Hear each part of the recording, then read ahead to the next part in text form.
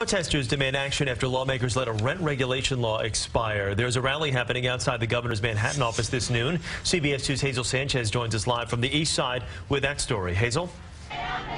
Well, Chris, as you can see behind me, dozens of tenants and their advocates are gathered here outside Governor Cuomo's office.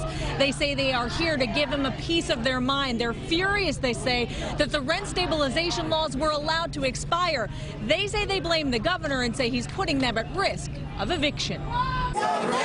Tenants are fuming, others nervous after lawmakers allowed the rent stabilization laws to expire at midnight. The Senate and Assembly couldn't reach an agreement.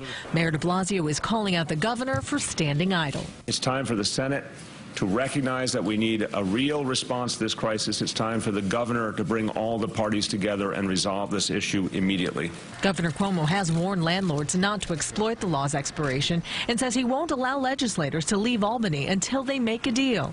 But that doesn't bring any peace of mind to many of the 2 million New Yorkers who live in rent-stabilized apartments. The middle class cannot afford more. We can. Working class people in New York City, their dollars are being stretched to the limit. We can't afford New York City any longer. The rent laws have expired in the past and were renewed retroactively. The Rent Stabilization Association, a group representing landlords, says tenants shouldn't panic. We are advising our owners that they must adhere to the terms of their existing leases and to all state and local laws in this interim period.